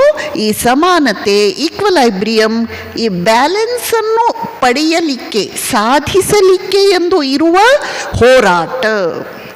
ಈ ಹೋರಾಟ ಕೊನೆಯಾಯ್ತಾ? ಜಗತ್ತು ಮುಗಿತು, ನಮ್ಮ ಜೀವನ ಮುಗಿತು. ಆದ್ದರಿಂದ ಜಗತ್ತಿನಲ್ಲಿ ಪೂರ್ಣ ದುಃಖ ನಾಶ ಸಾಧ್ಯ ಇಲ್ಲ, ಪೂರ್ಣ ಸಮಾನತೆ ಸಾಧ್ಯ ಇಲ್ಲ. ಹಾಗಂತ ಸಮಾನತೆಗಾಗಿ ಹೋರಾಡಲೇಬೇಕು, ಹಾಗಂತ ದುಃಖ ಪರಿಹಾರಕ್ಕಾಗಿ ಹೋರಾಡಲೇಬೇಕು. ಜಗತ್ತು ಇದುವರೆಗೆ ಸಾವಿರಾರು ಸ್ತ್ರೀ ಪುರುಷರನ್ನು ದುಃಖ ಪರಿಹಾರಕ್ಕಾಗಿ, ಮಾನವತೆಯ ದುಃಖ ಪರಿಹಾರಕ್ಕಾಗಿ, ಮಾನವತೆಗೆ ಸಮಾನತೆಯನ್ನು ಒದಗಿಸಲಿಕ್ಕಾಗಿ ಹೋರಾಡಿದುದರ ಗಾಥೆಯನ್ನು ಕೇಳುತ್ತೇವೆ. ಆದ್ದರಿಂದ ಸಮಾನತೆಗಾಗಿ ಹೋರಾಟ ನಡೆಯುವುದು ಕೂಡ ಈ ಜಗತ್ತಿನ ಇನ್ಸೆಪರೇಬಲ್ ಪಾರ್ಟ್, ಅಭಿನ್ನ ಅಂಗ. ಇವೆಲ್ಲದರ ತಾತ್ಪರ್ಯ ಏನು ಅಂದರೆ ನಾವು ಕರ್ಮ ಮಾಡಬೇಕು ಅಷ್ಟೇ. ಮತ್ತು ಕರ್ಮದ ಗುರಿ ಜಗತ್ತಿನ ದುಃಖ ಪರಿಹಾರ ಅಲ್ಲ, ಜಗತ್ತಿಗೆ ಸಮಾನತೆಯನ್ನು ಕೊಡುವುದಲ್ಲ, ನಾನು ಮೋಕ್ಷದ ಕಡೆಗೆ ಹೋಗುವುದು, ನಾನು ಪರಿಪೂರ್ಣ ಸ್ವಾತಂತ್ರ್ಯದ ಕಡೆಗೆ ಹೋಗುವುದು ನನ್ನ ಕರ್ಮದ ಗುರಿ. ಅದನ್ನು ನಾನು ಅನಾಸಕ್ತಿಯ ಮೂಲಕ ಸಾಧಿಸ್ತೇನೆ, ಅದನ್ನು ನಾನು ಅನಾಸಕ್ತಿಯ ಮೂಲಕ ಸಾಧಿಸುತ್ತೇನೆ. ಕೊನೆಯ ಪಾಯಿಂಟ್ ಸ್ವಾಮೀಜಿ ಹೇಳ್ತಾರೆ, ಈ ಕರ್ಮಚಕ್ರ ಕೆಲಸ ಮಾಡು ಮಾಡು ಮಾಡು, ಶರೀರದಿಂದ ಕೆಲಸ ಮಾಡು, ಮಾತಿನಿಂದ ಕೆಲಸ ಮಾಡು, ವಿಚಾರದಿಂದ ಕೆಲಸ ಮಾಡು. ಒಟ್ಟಿನಲ್ಲಿ ಸುಮ್ಮನೆ ಕುಳಿತುಕೊಳ್ಳಿಕ್ಕೆ ನನಗೆ ಬರಲ್ಲ. ಈ ಕರ್ಮಚಕ್ರ ಮುಗಿಯುವುದು ಯಾವಾಗ? ಈ ಕರ್ಮಚಕ್ರದ ಎಂಡ್ ಯಾವಾಗ? ಎರಡು ಉಪಾಯ ಇದೆ. ಮೊದಲನೇ ಉಪಾಯ ಸ್ವಾಮೀಜಿ ಹೇಳ್ತಾರೆ, ಆಯಿತು ಈಗಲೇ ನೀವು ಎಲ್ಲ ಬಿಟ್ಬಿಡಿ, ಸುಮ್ಮನೆ ಕುಳಿತುಕೊಂಡ್ಬಿಡಿ. ಹಾಗೆ ಮಾಡಬೇಕಾದ್ರೆ ನಿನ್ನಲ್ಲಿ ಒಂದು ಹನಿ ಆಸೆಗಳಿರಬಾರ್ದು. ನಾವು ಸುಲಭ ಅಂದುಕೊಳ್ಳಬಹುದು, ಆದರೆ ಖಂಡಿತ ಇದು ಅಷ್ಟು ಸುಲಭ ಇಲ್ಲ. ಆಸೆಗಳನ್ನು ಬಿಡು ಅಂತ ಎಲ್ಲ ಗ್ರಂಥಗಳು ಹೇಳಿ ಆಯಿತು, ಎಲ್ಲ ಗುರುಗಳು ಎಲ್ಲ ಸಂತ ಮಹಾತ್ಮರು ಹೇಳಿ ಆಯಿತು. ಆದರೆ ಸ್ವಾಮೀಜಿ ಹೇಳ್ತಾರೆ, ನಾನು ಅರ್ಧ ಜಗತ್ತನ್ನು ಸುತ್ತಿ ಬಂದಿದ್ದೇನೆ, ಆಸೆಗಳನ್ನು ಬಿಟ್ಟಂತಹ ಬೆರಳೆಣಿಕೆಯ ವ್ಯಕ್ತಿಗಳನ್ನು ಮಾತ್ರ ನಾನು ನೋಡಿದ್ದೇನೆ. ನೀವು ಕರ್ಮಚಕ್ರದಿಂದ ಬಿಡುಗಡೆ ಯಾವಾಗ, ಕರ್ಮಚಕ್ರದ ಕೊನೆ ಯಾವಾಗ ಅಂತ ಪ್ರಶ್ನಿಸ್ತೀರಾ? ಈ ಕ್ಷಣನೇ ಎಲ್ಲ ಕೆಲಸ ಬಿಟ್ಟು ಕುಳಿತುಕೊಳ್ಳಿ. ಆದರೆ ಅದು ಯಾವಾಗ ಸಾಧ್ಯ ಆಗುತ್ತೆ? ನಮ್ಮಲ್ಲಿ ಒಂದೇ ಒಂದು ಹನಿ ಆಸೆಗಳು ಇರಬಾರದು. ಬಹಳ ಕಠಿಣ ಆಯಿತು. ಹಾಗಾದರೆ ಎರಡನೆಯ ಉಪಾಯ, ಕರ್ಮಚಕ್ರಕ್ಕೆ ಹೆಗಲು ಕೊಡಿ, ಕರ್ಮ ಮಾಡು, ಚೆನ್ನಾಗಿ ದುಡಿ, ಬೆವರು ಸುರಿಸಿ ದುಡಿ, ಆದರೆ ಅನಾಸಕ್ತಿಯಿಂದ ದುಡಿ. ನಾನು ನನಗಾಗಿ ಎಂದು ಮಾಡಬೇಡ, ಭಗವಂತನ ಸೇವೆ ಇದು ಎಂದು ಮಾಡು. ಕಾಯಕವೇ ಕೈಲಾಸ, ವರ್ಕ್ ಈಸ್ ವರ್ಷಿಪ್ ಎಂದು ಮಾಡು.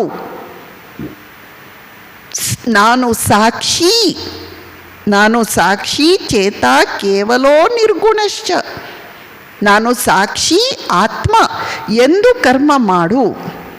ಇದು ಅನಾಸಕ್ತಿಯ ದಾರಿ, ಎರಡನೆಯದು ಕರ್ಮಚಕ್ರದ ಕೊನೆ ಕಾಣಲಿಕ್ಕೆ. ಈ ರೀತಿ ಅನಾಸಕ್ತಿಯಿಂದ ಕರ್ಮ ಮಾಡಿದಂತಹ ವ್ಯಕ್ತಿಗಳು ಯಾರಾದರೂ ಇದ್ದಾರಾ? ಸ್ವಾಮೀಜಿ ಹೇಳ್ತಾರೆ, ಖಂಡಿತ ಇದ್ದಾರೆ, ಬಹಳ ಜನ ಇದ್ದಾರೆ. ಜನಕ ಮಹಾರಾಜ ಈ ರೀತಿ ಇದ್ದ. ಅವನು ರಾಜ ಸಿಂಹಾಸನದ ಮೇಲೆ ಕುಳಿತ ಅರಸನಾದರೂ ತನ್ನ ಸಿಂಹಾಸನದ ಕುರಿತು, ಜಗತ್ತಿನ ಭೋಗ ವಸ್ತುಗಳ ಕುರಿತು, ತನಗೆ ಬಂದ ಹೊಗಳಿಕೆ ಮಾನ ಸನ್ಮಾನ ಕಿರೀಟಗಳ ಕುರಿತು ಅವನಿಗೆ ಯತ್ಕಿಂಚಿತ್ತೂ ರಸವಿರಲಿಲ್ಲ. ರಸವರ್ಜ್ಯಂ ರಸೋಪ್ಯಸ್ಯ. ಅವನು ನಿರಂತರ ಕರ್ಮ ಮಾಡಿದರೂ ಕೂಡ ಕರ್ಮದಿಂದ ನನಗೆ ಇಂಥ ಫಲ ಬೇಕು ಎಂದು ಇರಲೇ ಇಲ್ಲ. ಜನಕ ಮಹಾರಾಜ ಒಬ್ಬನೇ ಅಲ್ಲ, ಸೀತೆಯ ತಂದೆ ಜನಕ ಒಬ್ಬನೇ ಅಲ್ಲ. ಆ ಸಿಂಹಾಸನದ ಮೇಲೆ ಯಾರು ಯಾರು ಹಿಂದಿನಿಂದ ಕುಳಿತಿದ್ದಾರಲ್ಲ ಅವರೆಲ್ಲರ ಹೆಸರು ಜನಕ. ಅವರೆಲ್ಲರೂ ನಿಷ್ಕಾಮ ಕರ್ಮಯೋಗಿಗಳಾಗಿದ್ದರು. ಅಷ್ಟೇ ಅಲ್ಲ, ಜಗತ್ತಿನಲ್ಲಿ ಇತಿಹಾಸ ಕಾಲದಲ್ಲಿ ಕೂಡ ಅನೇಕರು ಇಂದಿಗೂ ಕೂಡ ಪರಿಪೂರ್ಣ ನಿಷ್ಕಾಮ ಭಾವದಿಂದ ಕರ್ಮಯೋಗವನ್ನು ಅಭ್ಯಸಿಸುವವರು ಇದ್ದೇ ಇದ್ದಾರೆ. ಒಂದು ಜ್ವಲಂತ ಉದಾಹರಣೆ ಬುದ್ಧ. ಸ್ವಾಮೀಜಿ ನೀಡುವ ಉದಾಹರಣೆ ಬುದ್ಧ. ಜನಕನ ಉದಾಹರಣೆ ಭಗವದ್ಗೀತೆಯಲ್ಲಿ ಬರುತ್ತೆ. ಬುದ್ಧ ಹೇಗಿದ್ದ? ಅವನು ನಿಮಗೆ ದೇವರನ್ನು ನಂಬಿ ಅಂತ ಹೇಳಲಿಲ್ಲ. ಅವನು ನಿಮಗೆ ಇಂಥ ಫಿಲಾಸಫಿ ಓದಿ ಎಂದು ಹೇಳಲಿಲ್ಲ. ಅವನು ನಿಮಗೆ ಕೇವಲ be good and do good, be good and do good, ಒಳ್ಳೆಯವರಾಗಿ ಒಳ್ಳೆಯದನ್ನು ಮಾಡಿ, ಒಳ್ಳೆಯವರಾಗಿ ಒಳ್ಳೆಯದನ್ನು ಮಾಡಿ ಎಂದಷ್ಟೇ ಹೇಳಿದ. ನೀವು ದೇವರನ್ನು ನಂಬ್ತಿರೋ ಬಿಡ್ತಿರೋ ಬೇಕಾಗಿಲ್ಲ. ನೀವು ಇಂಥಿಂಥ ಗ್ರಂಥಗಳನ್ನು ಓದಿದ್ದೀರೋ ಬಿಟ್ಟಿದ್ದೀರೋ ಬೇಕಾಗಿಲ್ಲ. ನೀವು ಕೇವಲ ನಿಸ್ವಾರ್ಥರಾಗಿ ಇನ್ನೊಬ್ಬರಿಗೆ ಒಳಿತನ್ನು ಮಾಡುತ್ತಿದ್ದೀರಾ, ಅದಷ್ಟೇ ನನಗೆ ಬೇಕಾಗಿರುವುದು ಎಂದು ಹೇಳಿದ ಮಹಾನುಭಾವ ಬುದ್ಧ. ಬುದ್ಧ ಜಗತ್ತಿನ ಒಳಿತಿಗಾಗಿ ಎಂಥ ಪರಮ ಅನುಕಂಪೆಯಿಂದ ಕೂಡಿದ್ದ.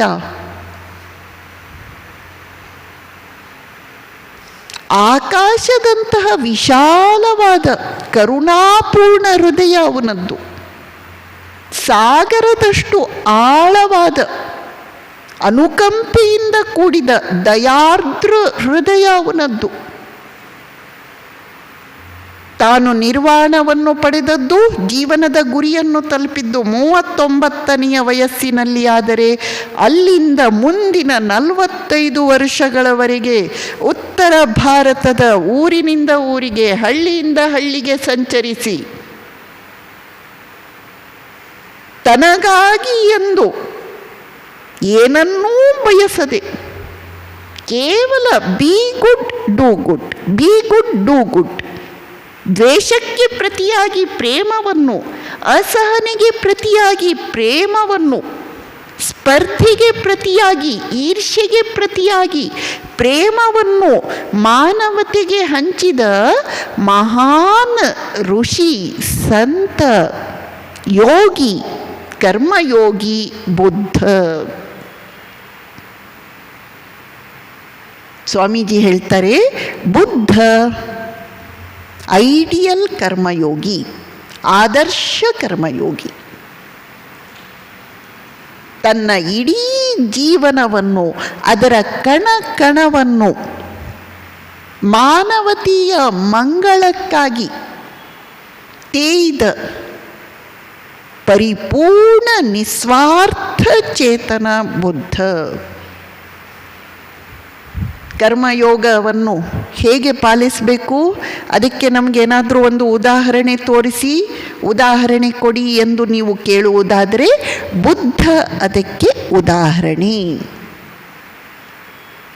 ಹೀಗೆ ಸ್ವಾಮಿ ವಿವೇಕಾನಂದರು 8 ಅಧ್ಯಾಯಗಳ ಮೂಲಕ, 8 ಪ್ರವಚನಗಳ ಮೂಲಕ ಕರ್ಮಯೋಗದ ಕುರಿತಾದ ಸೂತ್ರಗಳನ್ನು, ಪ್ರಾಕ್ಟಿಕಲ್ ಪಾಯಿಂಟ್ಸನ್ನು, ಅನುಷ್ಠಾನಾತ್ಮಕ ಸಂದೇಶಗಳನ್ನು ನಮ್ಮ ಮುಂದೆ ಇಡ್ತಾರೆ.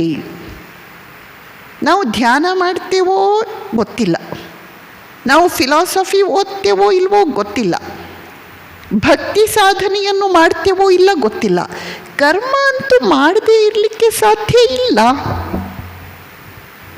ಒಂದಿಲ್ಲೊಂದು ಕೆಲಸವನ್ನು ನಾವು ಮಾಡಿಯೇ ಮಾಡ್ತೇವೆ. ಹಾಗಾದರೆ ನಾವು ಮಾಡುವ ಕರ್ಮವನ್ನು ಕರ್ಮಯೋಗವನ್ನಾಗಿ ಮಾಡುವ ಮೂಲಕ ನಾವು ಜೀವನದಲ್ಲಿ ನೀರಿನ ಹನಿಯಾಗಿರುವವರು ಸಮುದ್ರವೇ ಆಗಬಲ್ಲೆವು. ತನ್ಮೂಲಕ ಜೀವನದಲ್ಲಿ ಧನ್ಯೋಸಿ ಕೃತಕೃತ್ಯೋಸಿ ಪಾವಿತಂತೆ ಕುಲಂ ತ್ವಯ, ಧನ್ಯರಾಗ್ತೇವೆ, ಕೃತಕೃತ್ಯರಾಗ್ತೇವೆ, ನಾವು ಜನಿಸಿದ ಕುಲ ಪಾವನವಾಗುತ್ತದೆ. ಆದ್ದರಿಂದ ಸ್ವಾಮೀಜಿ ನಮಗೆ ತೋರಿಸಿಕೊಟ್ಟಂತಹ ಕರ್ಮಯೋಗದ ಸೂತ್ರಗಳನ್ನು ನಮ್ಮ ಜೀವನದಲ್ಲಿ ಪರಿಪಾಲಿಸುವಂತಾಗಲಿ. ಆ ಪರಿಪಾಲಿಸುವ ಶಕ್ತಿಯನ್ನು, ಸಾಮರ್ಥ್ಯವನ್ನು, ಅಂತರ್ದೃಷ್ಟಿಯನ್ನು ಶ್ರೀ ಸ್ವಾಮಿ ವಿವೇಕಾನಂದರು ನಮ್ಮೆಲ್ಲರಿಗೆ ಕರುಣಿಸಲಿ ಎಂದು ಅವರ ಪಾದಪದ್ಮಗಳಲ್ಲಿ ನಿಮ್ಮೆಲ್ಲರಿಗಾಗಿ ಪ್ರಾರ್ಥನೆಯನ್ನು ಮಾಡುತ್ತೇನೆ. ಓಂ ಶಾಂತಿ ಶಾಂತಿ ಶಾಂತಿ. ಹರಿ ಓಂ ತತ್ಸತ್. ಶ್ರೀರಾಮಕೃಷ್ಣಾರ್ಪಣಮಸ್ತು.